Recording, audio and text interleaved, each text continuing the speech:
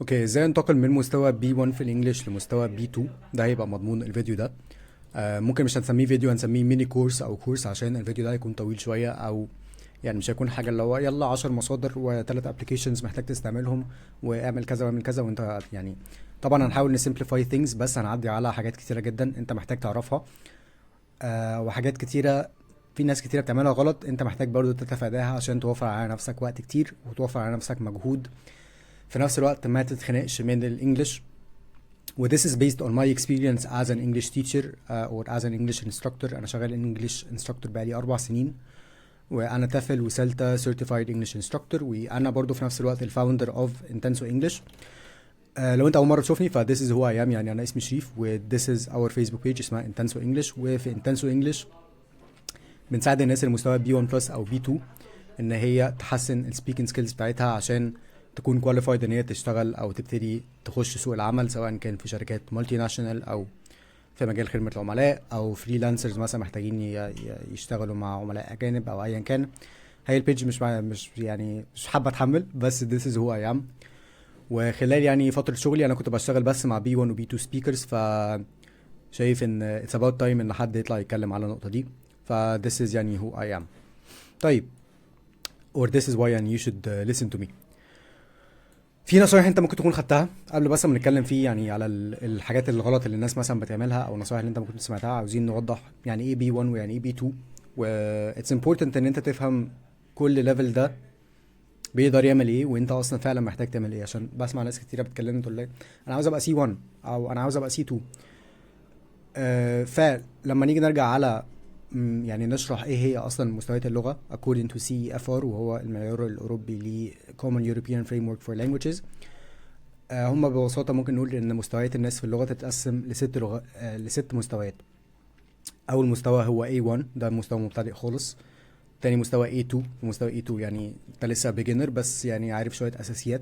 معظم الناس اللي في مصر مستوى A2، يعني لو أنت دخلت مدرسة وخلصت جامعة وبتاع، غالبا مستواك هتروح ما بين A2 و B1. ده اللي هو حد درس مثلا إنجليزي في المدرسة وثانوية وذاكر كده كام كتاب وذاكر جرامر وذاكر فوكابيلري، مستواه غالبا بيكون ما بين A2 B1. وبعدين بتتخرج او بتخلص كليه، وده بيفضل مستواك الا لو انت حاولت بشكل يعني اكتف ان انت تحسن الانجليش بتاعك. فمستوى بي 1 ده هو اول مستويات الانترميديت. انا بعرف اعبر عن نفسي مثلا بشكل بيسك. لو في حد قدامي مثلا بيتكلم انجليزي بالراحه شويه، بنتكلم في بيسك توبكس، انا اقدر افهمه وممكن اقدر ان انا ارد عليه، اعرف نفسي، اتكلم عن عيلتي، اتكلم عن شغلي بشكل يعني مش وحش. في مستوى بي 1 مش هنقول ان احنا نقدر نلاقي شغل كويس، يعني هو مثلا شغل هي بالعربي ويقول لك متطلبات الشغل ان انت الانجليش بتاعك يكون جود او مستوى انجليزي جيد، فده مستوى بي 1 بتكون ليميتد فيه شويه. اما نوصل مستوى بي 1 بلس انا بكون قادر افهم مثلا like 60 70% of what's being said to me. لو بسمع مثلا native speaker او بتفرج على content بالانجلش، طالما الكونتنت المحتوى بتاعه يعني او المضمون بتاعه مش معقد بالنسبه لي، اقدر افهم يعني حوالي 70% 80% من اللي انا بسمعه، وبعرف اعبر عن رايي بشكل كويس. فانا اقول بي 1 بلس انا اقدر بقى اشوف شغل مثلا في مجال كاستمر سيرفيس، في مجال المبيعات، زي ما قلنا فريلانسنج بقى، مالتي ناشونال كومبانيز، عاوزه يعني اقدر اسافر بره مع شويه شغل كده على الانجليش زقه كمان، وابقى خلاص. معظم الناس اللي في مصر يعني في الحقيقه كل اللي هي محتاجه ان هي توصل لمستوى بي 2، ومستوى بي 2 ده هو خلاص كده اقدر اقول ان انا بعرف اتكلم انجليزي، اقدر اقول الجمله دي بكل ثقه وارتياح. في مستوى بي 2 مور اور ليس بفهم معظم الحاجات اللي انا بشوفها على اليوتيوب، او لو افلام لو مسلسلات تي في شوز، اقدر ان انا مثلا اتفرج على حاجات من غير سب تايتلز، اقدر اعبر عن رايي في توبكس كتيره بشكل كويس. بعد بقى بي 2 نوصل بقى للسي 1 والسي 2 which is complete mastery، او يعني تحكم كامل في اللغه. و يعني انت تقريبا مش هتحتاج ان انت تعدي بي 2. بعد بقى بي 2 لسي، من بي 2 لسي 1 دي نقله تانية محتاجه مجرد بس ان انت يعني immersion اكتر في اللغه، ان انت تسمع اكتر وتتكلم اكتر. طيب، فهي دي المستويات الانجليش عشان لو انت بتعرفش ايه هو مستواك. وهنتكلم برضو على ازاي تعرف مستواك، هنتكلم على حاجات كتيره. بس خليني اقول نتكلم شويه على شويه نصايح انت بتسمعها عشان تحسن الانجليش بتاعك. ممكن تكون سمعت نصيحه زي اسمع بودكاست، ممكن خد كورس في مكان اكس واي زي والكورس هو هيساعدك.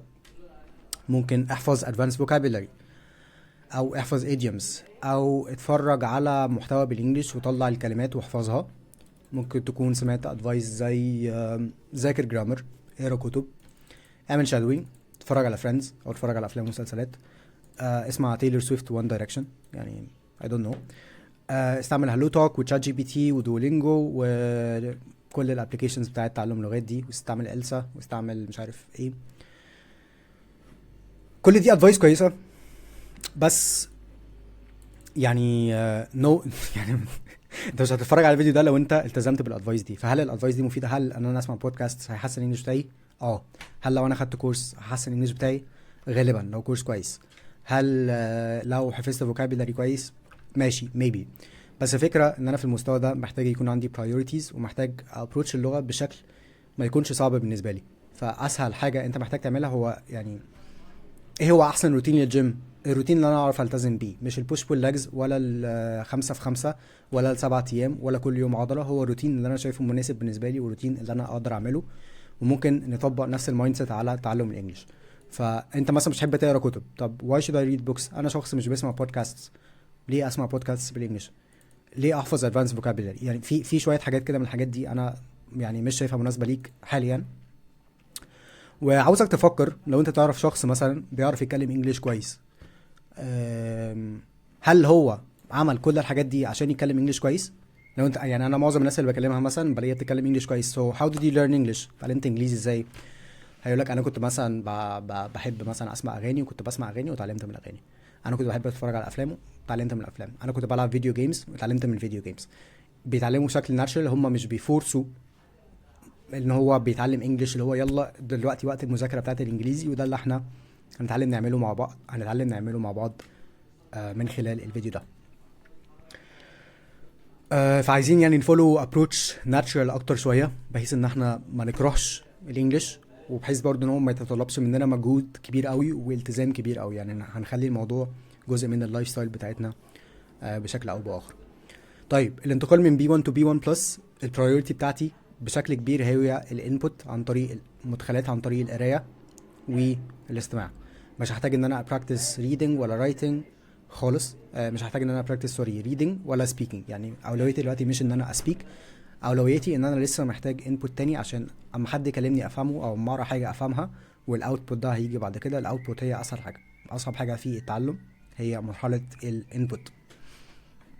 اما اوصل لمستوى B1 بلس، اقدر بقى خلاص ابراكتس الانبوت والاوتبوت، عشان خلاص بقى B1 بلس انا محتاج ان انا اهل نفسي، او ان انا خلاص يعني انا اتعلمته وابتدي بقى استعمله واجهز نفسي للشغل وكل الكلام ده.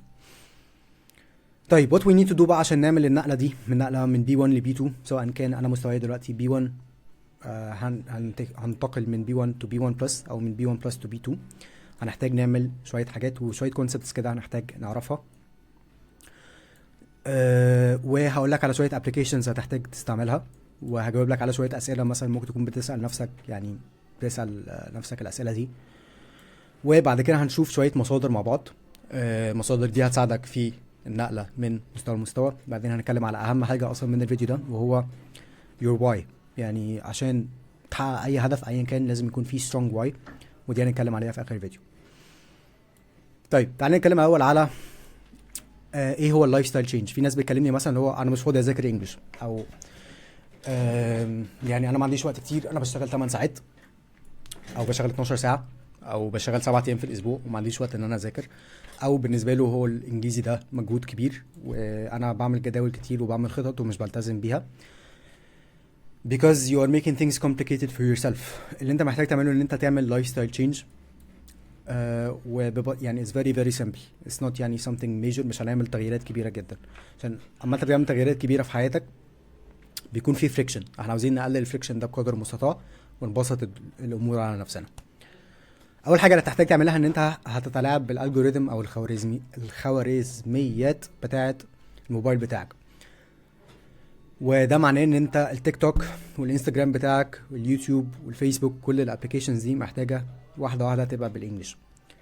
ازاي اقدر اعمل كده وليه اعمل كده اساسا؟ عشان خلاص انا دلوقتي داخل في مرحله انا محتاج اتعرض لاكبر قدر ممكن من الانجليش، حتى لو انا في الاول مش فاهم الكلام اللي بيتقال ده ايه.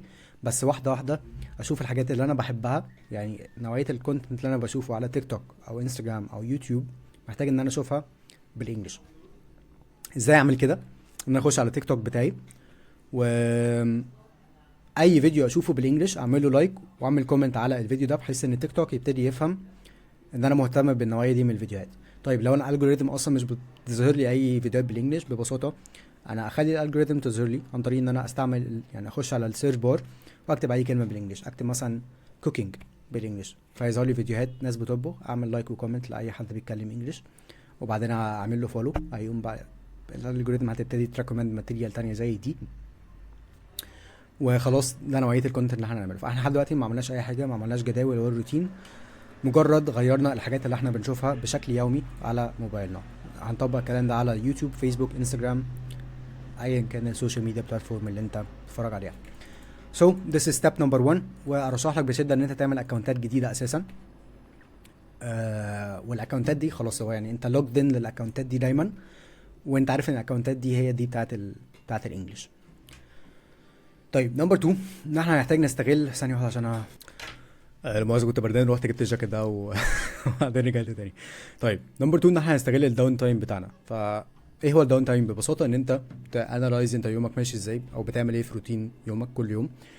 هتلاقي مثلا انت بتصحى تقعد نص ساعه على واتساب بتريبلاي مثلا تو مسجز يور فريندز سنت يو، او مثلا بتسكرول على فيسبوك او تيك توك او انستجرام او اي كان، واحنا اوريدي غيرنا الكلام ده. وهتلاقي مثلا انت وانت بتعمل اكل تاخد مثلا نص ساعه قبل ما تحضر فطار، نص ساعه قبل ما تحضر غدا، ونص ساعه قبل ما تحضر عشاء، بعد كده ساعه ونص مثلا تحضير اكل، وزيهم نص ساعه وانت بتاكل، بعد كده 3 ساعات بس اللي هو ايه تحضير اكل واكل. تمام. هتلاقي مثلا وقت ضايع في المواصلات، لو انت من القاهره مثلا اللي هو ساعه رايح وساعه جاي اي مشوار، فدي كده لقينا ساعتين كمان اهو. ولو انت شخص رياضي بتروح جيم، فادي كده ساعتين كمان. فاحنا ما زودناش اي حاجه على يومنا، احنا مجرد الوقت اللي احنا اوريدي بنضيعه او الوقت اللي احنا اوريدي مش بنستغله في يومنا تدريجيا هنضيف فيه انجلش. بس كده this is all you need to do. انت مش محتاج ورقه وقلم، مش محتاج ان انت تقعد تحفظ vocabulary، ومش محتاج اللي هو يلا ده وقت المذاكره وانا هقعد على المكتب بقى واجيب الكراسه واعمل نسكافيه. يعني it needs to be simple. ومحتاج ان انا انتجريت الانجليش في الحاجات اللي انا اوريدي بعملها. فانا كده كده بركب مواصلات، فالوقت ده اسمع فيه انجليش او اتفرج على حاجات انجليش. انا كده كده باكل، فبدل ما اتفرج على مثلا فيديوهات بالعربي على يوتيوب اتفرج على فيديوهات بالانجليش.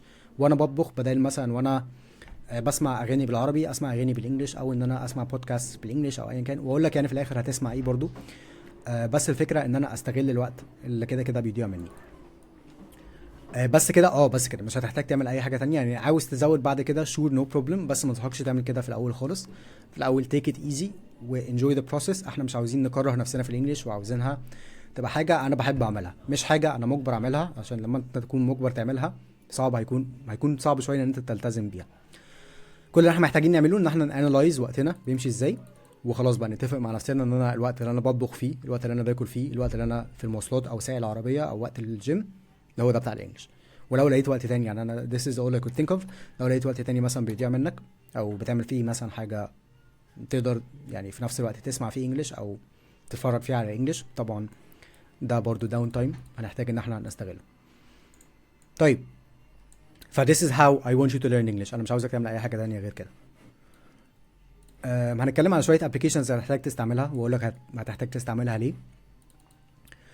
اول حاجه تشات جي بي تي صديقك الصدوق، بالذات لما نيجي نعمل رايتنج. لو احنا هنرايت، واقول لك ليه برضو يو شود رايت. خلي تشات جي بي تي ده في الاخر. اول ابلكيشن او اول اكستنشن هنحتاج نستعمله اسمه اي ام ترانسليتر. alright.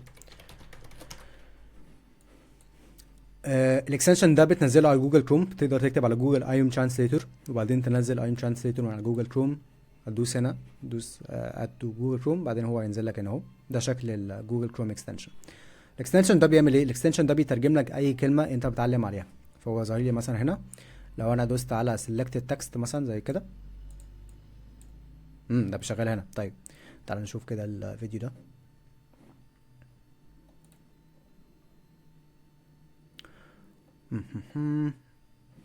The older I get, the more I realize men have no idea how to live beyond. طيب as a person in a similar field، مثلا كلمة field أنا مش عارف معناها إيه، فطلع لي هنا ده الابلكيشن field English to Arabic مجال. تمام. واقول لك برضو بعد كده ليه ابلكيشن زي كده مهم، بس فور ناو هتحتاج ان انت تنزل الاكستنشن ده على جوجل كروم. نمبر 2 هتحتاج ان انت تشتري سبوتيفاي او انغامي بريميوم لو انت بتسمع اغاني.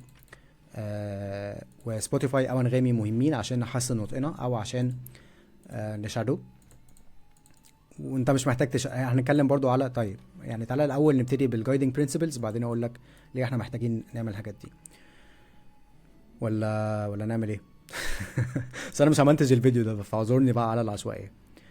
طيب تعالى الاول اجاوب لك على شويه اسئله او شويه حاجات يعني افهمك انت ليه محتاج بس تعمل الكذا حاجه اللي انا اقول لك عليها دول.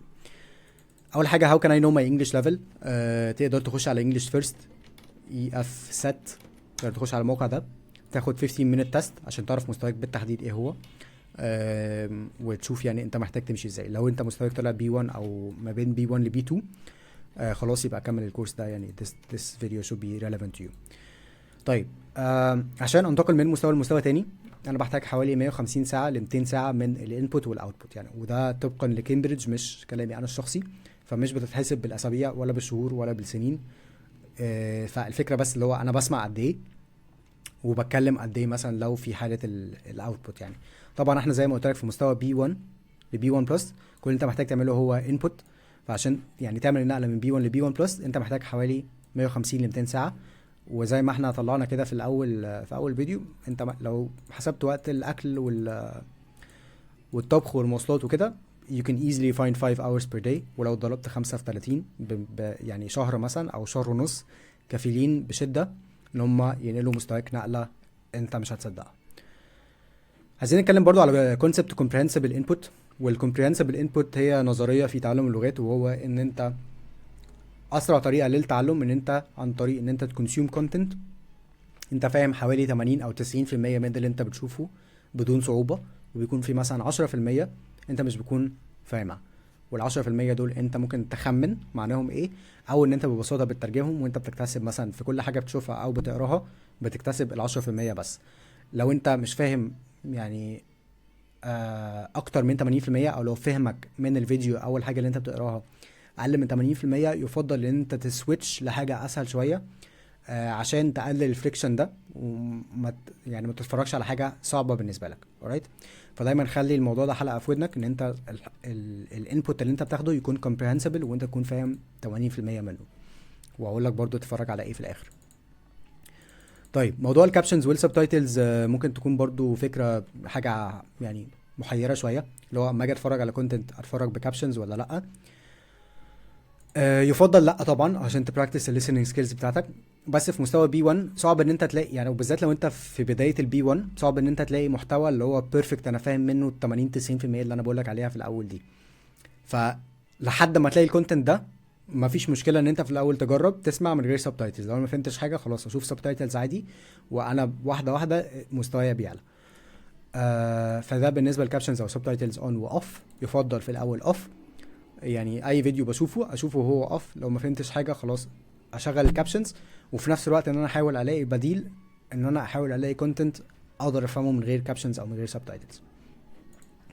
ان امبورتنت كونسبت تاني محتاج تعرفه ان انت محتاج تبطل تتفرج على مدرسين انجلش، مدرسين مثلا شانل زي ذا امريكان انجلش او ريشلز انجلش او ايا كان يعني مين المدرس اللي بتتفرج عليه. طبعا with no disrespect to any of the teachers يعني I've mentioned، بس انت خلاص انت كبرت على الكلام ده، ومحتاج ان انت تتعود على الريتم الطبيعي بتاع المتحدثين الاصليين، عشان native speakers don't speak so slowly and clearly like English teachers do, so they speak really quickly and you need to adapt.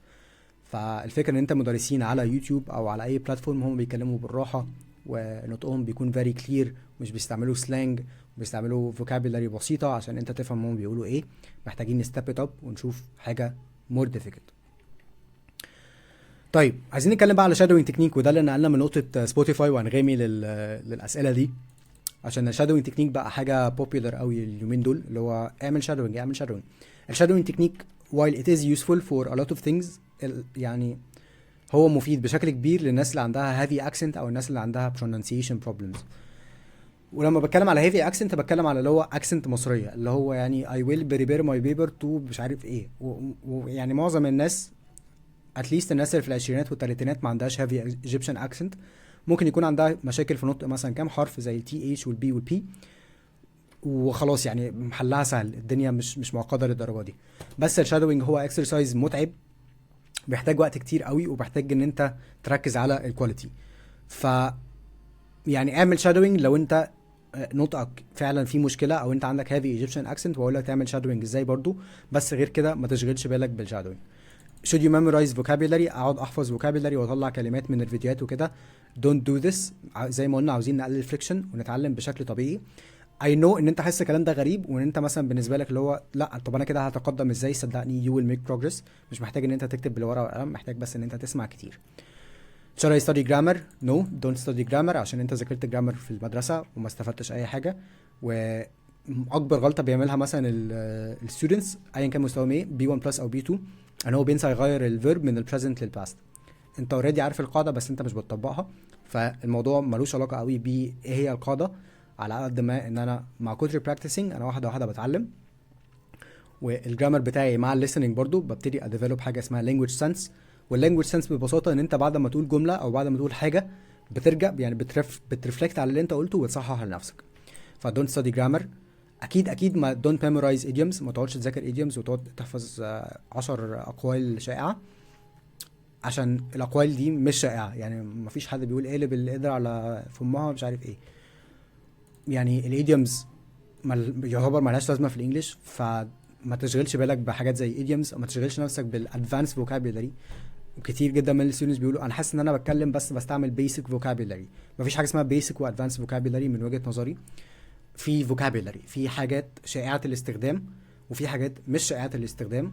وكون ان انت بتستعمل مثلا كلمه مش شائعه الاستخدام او كلمه C1 او كلمه C2 that doesn't make you a better speaker. هدف اللغه ان انت تتواصل مع الناس بشكل سلس، الناس تفهمك وانا اقدر افهمها، وان انا اعبر عن رايي بشكل كويس. و it's not يعني something to flex. يعني احنا مش محتاجين نفلكس بقى اللغه بتاعتنا، واللي هو بص الكلمه دي انا مش هقول الكلمه دي واقول كلمه اجمد يعني. it's not a competition. يعني هي انا شايف الحاجات دي هي popular جدا، ولكن هي كلها اساليب تسويقيه من المدرسين عشان يحسسوك ان الانجليش بتاعك مش كويس كفايه. يعني فاللي هو لا don't say this و say that، فتعالى بقى خد الكورس وانا هقول لك ازاي تسي ذات بقى. طيب نرجع تاني للشادوينج، ونرجع تاني لنقطه سبوتيفاي وانغامي. عشان تحسن نطقك بشكل عام انا ارشح لك بشده بشده بشده ان انت تسمع اغاني، وان انت تبص على الليركس وانت بتقراها، وان انت تحفظ اغاني. و this is how you can fix your pronunciation. مش محتاج تعمل اي حاجه تانية غير ان انت تسمع اغاني وتحفظ اغاني. وطبعا keep in mind ان انت الاغاني اللي انت بتحفظها دي تكون واخد بالك من النطق، وان انت تغني زي ما المغني بيغني بالظبط. alright. طيب لو انا مش بسمع اغاني عادي اتس اوكي خلاص بقى ساعتها. يعني انا مش بسمع اغاني وعندي مشكله في النطق، دلوقتي اقدر اعمل شادوينج، واقول لك على موقع تقدر تستعمله عشان تعمل شادوينج، وهو voicetube.com. والموقع بيحمل. عاوز اقول لك ايه هو يعني الشادوينج تكنيك ببساطه. شادوينج تكنيك ببساطه يعني هو تكنيك الظل، فانت محتاج تكون ظل المتحدث الاصلي. طيب ده voicetube.com هتلاقي ان هو مقسم الفيديوهات لليفلز. يعني هو موقع تعليمي، هو لذيذ يعني ممكن تستعمله عموما لاي غرض من الاغراض، وفي كذا فيتشر لذيذه هنبص عليها مع بعض.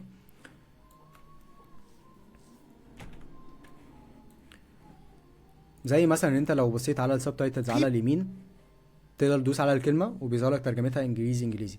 فاللوف هنا مثلا a strong feeling of affection. طبعا هنا ده actually مثلا طيب the dairy industry، انا مش عارف يعني ايه كلمه dairy، فدوس عليها كده اهو. هو عايزنا لوجن بس انا مش هلوجن يعني. المهم بتدوس على الكلمه ويظهر لك الترجمه بتاعتها. طيب زي ما بقول لك ايه هو الشادوينج تكنيك اصلا، ان انت ببساطه تسمع المتحدث الاصلي لحد ما تفهم هو بيتكلم ازاي، وتقلده زي ما هو بيتكلم بالملي. بتقلده في سرعه الكلام، بتقلده في الانتونيشن بتاعه، في المزيكا بتاعه الكلام، بتقلده في وقفاته، بتقلده في الطريقه اللي هو بيتكلم بيها. لو هو متعصب فانا بتكلم وانا متعصب، لو هو متحمس وانا متحمس. والشادوينج يعني هو اللي بيضيف بجانب ان هو بيحسن نطقك، هو بيضيف يعني حياه للطريقه اللي بتتكلم بيها. فبدال ما انت بتتكلم بالشكل ده لا يبقى فيك يعني في حركه كده شويه في اللغه بتاعتنا. طيب ازاي تستعمل فويس تيوب عشان تشادو؟ عندك هنا فيتشر ان هو بيتريبيت سنتنس. فعشان تشادو انت محتاج تسمع كتير، تسمع مثلا نفس الجمله 10 15 مره، بعدين تعيد وراه. يعني وانت بتسمع تعيد لحد ما سرعتك تتماشى مع سرعه النيتيف سبيكر. بعدين بقى تخش في عمليه مقارنه، ان انت مثلا ممكن تسجل صوتك، تسجل ريكورد مثلا، وبعدين تقارن اللي انت بتقوله بنطق النيتيف سبيكر وتشوف لو متقارب ولا لا، لو في حاجه محتاج تشتغل عليها ولا لا. فبندوس هنا على repeat sentence. People love milk. People love milk. People love milk. People love milk. People People love love milk. milk. People People love love milk. milk. People People love love milk. milk. People People love love milk. milk. People People love love milk. milk. بس تفضل تعمل كده مثلا، يعني تسمع جمله كتير جدا. دي جمله قصيره طبعا، ف it was very easy. تسمع جمله مثلا 10 مرات وتكرر 10 مرات، بعدين تريكورد، بعدين تقارن، بعدين مثلا تنتقل على الجمله اللي بعديها نفس الكلام، بعدين بقى ترجع لورا ثاني وتاخد مثلا 4 جمل مع بعض او 5 جمل مع بعض. انا لما كنت بشادو مثلا في لغه زي الصيني، وانا درست الصيني في الكليه يعني، كان مثلا دقيقه شادوينج، يعني دقيقه مثلا من اول لحد، يعني من اول بدايه الفيديو لحد 1 minute كانت بتاخد مني حوالي نص ساعه. فوانت بتشادو حاول تركز جامد جامد جامد على الكواليتي. It's not really about، يعني احنا مش بنطلصق الشادوينج تكنيك. It's about perfecting كل ساوند، وبرفكتنج البوزز، وبرفكتنج المزيكا بتاعت اللغه زي ما اتفقنا. فبس بتشغل هنا ريبيت سنتنس وتسمع جمله جمله، وبعدين تحاول تواكب سرعه المتحدث الاصلي. هتلاقي حاجات اللي هو مثلا بيتكلم بسرعه جدا انا مش عارف اواكبه، مع الوقت مع التكرار بتبتدي تواكبه. ف it just takes a lot of time. ف expect it to be يعني a little bit difficult. عشان كده بقولك لو انت بتسمع اغاني just listen to songs وغني مع المغني وخلاص، مش هتحتاج تعمل شادوينج تكنيك. اخر تول معانا، بعدين هنبص على الريسورسز اللي احنا هنحتاج نستعملها، او يعني المصادر اللي انت هتستعملها. اخر تول معانا هي اسمها language reactor. فانت كده دلوقتي هتستعمل I am translator، هتنزله على جوجل كروم. هتشتري سبوتيفاي او انغامي بريميوم، يعني استثمر 50 جنيه في الانجليش بتاعتك، في الانجليش بتاعك. وهتستعمل voicetube.com لو انت مش بتسمع اغاني. طيب ايه هو language reactor؟ language reactor هو جوجل كروم اكستنشن برضو، نزله على البي سي بتاعك languagereactor.com، install chrome extension، بعدين تعمل له pin من هنا. فانا اعمل له هنا pin عشان يشتغل معايا على طول. طيب ازاي الاكستنشن؟ سوري يعني I'm a little bit exhausted وصوتي رايح شويه، ف this is why. جوجل كروم سوري language reactor ده بيشتغل ازاي؟ ببساطه ان انا وانا بتفرج على فيديو بيظهر لي الكابشنز كده. تمام، تعال نشوف بس فيديو تاني غير ده.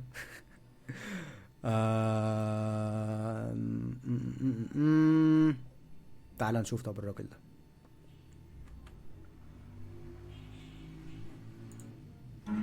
The idea of being alone scares you. You want to be loved. فين السبتايتلز؟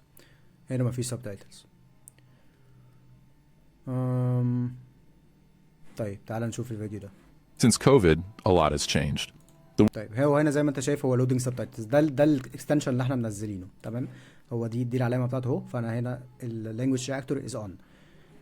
فانا بتفرج على الفيديو والكابشنز بتظهر لي، والكابشنز بتظهر لي هنا برضو. وزي فويس تيوب انا اقدر ادوس على الكلمه تظهر لي الترجمه بتاعتها، ويظهر لي هنا اكزامبلز بتستعمل في سياقات مختلفه. ف this is how it works. طيب تعالى نشوف كده بنستعمله ازاي. The world isn't the same as it used to be, but not exactly in a good way.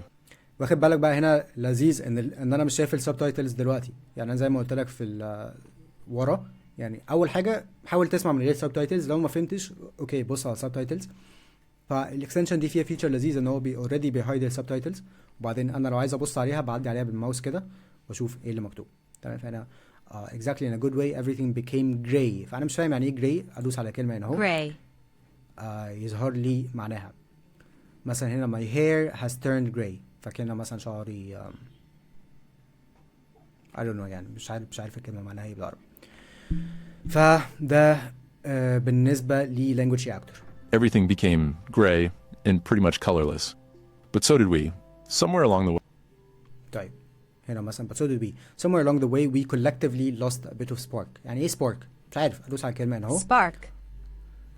تظهر لي مستعمله في سياقات تانية، وفي برضو المفروض ترجمه. يعني هنا ظاهر لك كذا اكستنشن. انا كنت عامله صراحه انجليزي عربي. انت ممكن تخليه انجليزي لو انت مستواك يعني ممكن بي 1 بلس. بس انت ممكن تخليه من السيتنجز. هنا بتدوس على السيتنجز، وهنا السبتايتل لانجويج طبعا بتكون انجلش، الترانسليشن لانجويج بتكون عربيك. اغيرها من هنا اهو وادوس سيف. وهنا طبعا دايما اخلي هنا الاوبشن اخليه هايد سبتايتلز. way, we collectively lost a bit of spark. And if فهنا Spark. ظاهر لي الترجمه بتاعت سبارك يعني Spark. شراره او بريق، وبعدين ظاهر لي هنا برضو ايه الجمله بترجمتها. ف my life changed sparked by meeting Mr. ماتسوكاوا. فاحنا عايزين نتفرج على فيديوهات واحنا مشغلين الاكستنشن ده، والحاجات اللي انا مش فاهمها اعلم عليها كده بالماوس، بس اعدي عليها بالماوس بدل ما نوقف الفيديو وبعدين نشوف الكلمه بتقول ايه وهنخش على جوجل ترانسليت ونرجع نترجم ونكمل. it's going to be too exhausting. فهي برضو حركه عشان نقلل الفريكشن بتاعنا واحنا بنتفرج على الفيديو. اوكي تمام. فكده احنا معانا كل اللي احنا محتاجين نعمله عشان نعمل انبوت. معانا اكستنشن عشان الحاجات اللي احنا مش فاهمينها، مثلا لو كتابه اقدر ادوس على الجمله short term sacrifices for long term success. انا مش فاهم الجمله دي معناها ايه، بدوس عليها هنا اهو و I am translator هو بيظهر لي الترجمه هنا short term sacrifices تضحيات قصيره الاجل right. فانا ببساطه بس بحط نفسي كده وسط كونتنت بالانجلش وبالاكستنشنز دي الحاجات اللي انا مش فاهمها بدوس عليها كده ترجمها، بس ابص عليها بس بصه وخلاص شكرا، مش محتاجين نحفظ اي حاجه. طيب نرجع تاني بقى للبورد بتاعتنا. فاحنا هنستعمل language reactor عشان نترجم من على يوتيوب، هنستعمل I am translator عشان نترجم الكومنتس على يوتيوب، وعشان اي حاجه نقراها بالانجلش على فيسبوك او على تويتر او على اي حاجه بلاتفورم بنستعملها. لو قابلني كومنت انا مش فاهمه اترجمه بسرعه واتعلم في السريع. تعالى نبص على المصادر. بالنسبه للمصادر اول ما نبتدي نبص على الريسورسز اللي انا هرشحها لك. طبعا كل الريسورسز بتاعتنا ان احنا ببساطه هنبتدي نتفرج على يوتيوب كونتنت، وهنبتدي نسمع اغاني، وهنبتدي ان احنا نشوف مواقع نقرا من عليها حاجات احنا مهتمين بيها. فالسيكريت بيهايند كل الفيديو ده ان احنا نبتدي نشوف حاجات احنا مهتمين بيها، وان انا ما اقعدش اتفرج على حاجات بالنسبه لي مش انترستنج ومش ممتعه و doesn't يعني align with my interests. فعايزك تجيب ورقه وقلم قبل ما نكمل الجزء ده من الفيديو، وبعدين يعني وقف الفيديو دلوقتي، روح هات ورقه وقلم وتعالى. و this is a very very important step. لو انت يعني if you're too cool ان انت تقوم تجيب ورقه وقلم وتكتب اللي هقولك عليه، يعني اوكي شور، بس غالبا الفيديو ده كده هيتحط في السيف بقى مع الحاجات اللي في السيف. فلو انت عاوز فعلا يعني تحقق نتيجه من الفيديو ده، وقف الفيديو دلوقتي، روح هات الورقه وقلم وابتدي معايا. alright، اتمنى تكون جبت ورقتك وقلمك. دلوقتي انت هتلاقي الاكسل شيت ده موجود على الفيديو من الناحيه اليمين فوق. زي ما انت شايف انا مرشح لك يوتيوب شانلز كتيره جدا، وكلها في جانرز مختلفه. تمام، عامل لك هنا جانرا easy to understand، عامل لك self improvement و productivity، podcasts و long form content، gaming، funny، fashion، traveling، science، history، كل حاجه تقريبا انت ممكن تكون مهتم بيها. طيب عملت كده ليه؟ عشان انت اللي تختار انت بتحب ايه وتتفرج عليه. تمام، وهنعدي مع بعض كده على الشانلز دي في السريع، اقول لك يعني more or less انت محتاج تعرف ايه، او ترشيحاتي يعني بشكل سبيسيفيك ايه هي، وبرضو انت ممكن تاكسبلور الاكسل شيت دي بشكل اكتر. طيب اول حاجه عملت كولن مهم جدا هو easy to understand، وده للناس اللي هي لسه في بدايه B1. تقدر تتفرج على ماي ستوري انيميتد، دي تشانل ياسمين خالد كانت بترشحها. هي فيديوهات كده يعني حد بيحكي قصه وفي كرتون معاها، فبيكون سهل شويه ان انت تفهم. ده ماي ستوري انيميتد. عندك ايزي بريتش انجلش، هي قناه يعني تكنيكلي مدرس او تعليميه، بيعملوا انترفيوز في الشارع والناس بترد على اسئله بالانجلش. اتس a little bit boring، بس لو انت مستواك ضعيف لسه تقدر تتفرج عليها. عندك learn English و TV series لذيذه برضو، بس هي برضو مدرس بيشرح حاجات من افلام ومسلسلات وبودكاست واغاني، فهو بتسمع اغنيه معاه كده او بتتفرج على فيديو معاه، وبعدين هو بيطلع لك الكلمات من الفيديو ويشرحها لك وكده. لذيذ، بس زي برضو يعني انا بحس الحاجات دي ممله وما برشحهاش الا لو انت من نوعيه الناس اللي بتحب تتفرج على، يعني لو انت مقتنع بكده جوه واحد. listening time برضو لذيذه، تقدر تتفرج على البي 1 بلاي ليست من الشانل دي. تخش على بلاي ليست سنه هتلاقي بي 1 listening practice حوالي 40 فيديو، يعني اتفرج عليهم، بس برضو ايه مش ما رشحهولكش بقوه. عندك زيرو بادجت ستوريز، دي رشحها لك بقوه، دي بالذات لو انت يعني بتحب الميمز والهزار وكده. دي برضو قصص مصوره بس معموله بشكل دمها خفيف كده، وبتحكي يعني قصص مثلا هنا life of a truck driver، حياه السواق، حياه الطيار، مش عارف ايه، وفيديوهات كده كوميكس لذيذه. فدي channels recommended. I highly recommend. يعني لو انت لسه مستواك ضعيف شويه تقدر تبتدي بدول. لو دول ال80، لو دول هم الكومبريهنسبل انبوت بالنسبه لك، اتفرج على دول. عندك برضو channels ثانيه بقى، مش هنجو يعني deeper into what each channel is، بس ممكن تشوف مستر بيست، profound pondering، easy actually، واندرو بول، ولايف اوف ريزا. دول بيعملوا فيديوهات سينمائيه كده بيتكلموا فيها عن الحياه، لذيذ جدا. طيب عندك كاتيجوري السيلف امبروفمنت وبرودكتيفيتي، الحاجات دي مثلا زي دروس اونلاين. عندك علي عبدال، مالدافيلا، توماس فرانك، ذا ارت اوف امبروفمنت، باتر ايدياز، وباتر سو. دي نوعيه الفيديوهات اللي هتلاقيها مثلا على الشانلز دي. 8 steps to get your shit together، ازاي تغير عقليتك، ازاي يعني حاجات زي كده، حاجات يعني تطوير ذات. عندك بودكاست ولونج فورم كونتنت، أليكس هرموزي، بريادة الأعمال، تسويق، مبيعات. برضو في شوية حاجات كده موتيفيشن. جاري في أرشحه لك جدا، بالذات الفيديوهات القديمة. ولو انت في العشرينات بيدي يعني زي لايف ادفايس، ازاي تابروتش يور 20s، وازاي تغير عقليتك تجاه العشرينات بتاعتك. فاليوتينمنت، كريس ويليامسون، اندرو يوبرمان، جو روجن، بيدرو سكوليان، وفين جونج ارشحه لك بشده. فين جونج هو كوميونيكيشن كوتش، فسهل ان انت تفهمه، بالاضافه لده بيعلمك مهارات تواصل. فمن ناحيه انت بتحسن الانجليزي بتاعتك، من ناحيه تانية بتتعلم مهارات التواصل. طيب لو هنخش على الجيمنج والفيديو جيمز، عندك بيودي باي، one of the biggest YouTubers ومن اشهر اليوتيوبرز الموجودين. تقدر تشوف الفيديوهات القديمه بتاعته، بيلعب يعني لعب سكيري، هورر يعني جيمز. ودلوقتي بيعمل فلوجز هو ومراته وابنه، فيعني لذيذ، ارشحه لك بشده. في يوتيوبرز تانيين برضه انا ارشحهم لك، زي جاك سابتيكاي، ماركي بلاير، سواجر سولز لو انت بتلعب كاونتر سترايك او شوتر جيمز، فيتس برضه لو انت بتلعب شوتر جيمز، وتوباياس فيت لو انت بتلعب ليج اوف ليجندز. طيب فاشن اند ستايل لو انت ليك في الشياكه، عندك فروجال استاتيك، بيعمل فيديوهات كوميديه كده على يعني ستايل الناس. فيعني I don't know what he would say about this outfit بس اوكي. فلاي with جوني تاي، فاشن فور men. وعندك عندك كليرز مونولوج لو انت عاوزه فاشن فور وومن، يعني انا قلت احط فيديو. طيب فاني، عندك ابناج او ابناج جي، بيعمل الواد ده من بريطانيا، بيعمل سكيتس لذيذه كده مدتها دقيقه دقيقتين. جاكس فيلمز هايلي ريكومندد، بالذات بلاي ليست اسمها يور جرامر سكس، بيتريق فيها على الجرامر بتاع الناس اونلاين. يعني مثلا حد كتب جمله غلط فيها جرامر غلط مثلا او سبيلنج غلط، بيتريق عليها. فبرضه من ناحيه انت يعني اتس فاني، من ناحيه تانية برضه انت بتتفادى الاخطاء الشائعه اللي الناس بتعملها. عندك كوديكو، ده زي كاد الموجي، فيديوهات رياكشنز. يا ماد، فيديوهات برضو يعني كوميدي وكده. سوبر واج، لوست اول هوب وذ فيث، ده زي كده يعني بيعمل برانكس في الشارع، بيعمل مقالب في الشارع. فريد باير ده برضو مقالب. عندك كي اس اي واي شو سبيد، والناس دي دول ستريمرز مشهورين تقدر تبص عليهم. سفر، كارا نيت، ارشح لك ياس تيري. يعني احنا صعب بقى ان احنا نعدي على كل الشانل، بس I think you get the main idea. يعني لحد دلوقتي مثلا اعتقد ان انت هتلاقي مثلا 5 to 10 channels عجبتك. فانا مش هعدي طبعا على كل الشانلز، يعني too many channels، بس الفكره ان انت تشوف حاجه انت interested فيها. بتحب مثلا رياضه، عندك سبورتس اند فيتنس مثلا، فده بيعمل ميمز على الجيم مثلا. هنا سام سوليك طبعا مش محتاجين نتكلم عليه. لو انت بتحب الكوره مثلا، فده بيلعب بلاي ستيشن وكده. عندك يعني حاجه تقريبا لكل الانترست بتاعت الناس.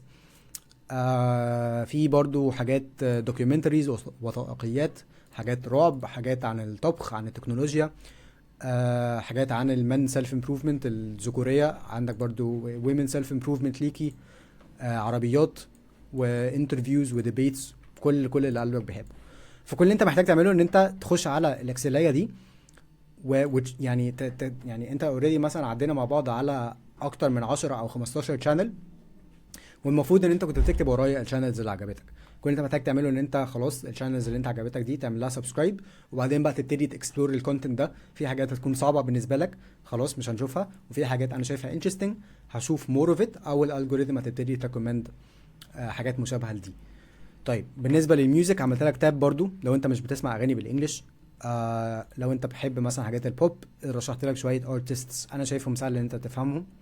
لو تحب الروك والميتال، رشحت لك برضو شويه ارتستس. EDM بريكومندو جدا للناس اللي مستواها B1 عشان الاغاني بتكون سهله، سهل ان انت تسمعها، وفي نفس الوقت it's nice يعني pleasant to hear. ممكن تسمع EDM. R&B زي مثلا ليجاسي عندنا في مصر، في اغاني كده يعني في الرومانسي منه او في على الهادي كده.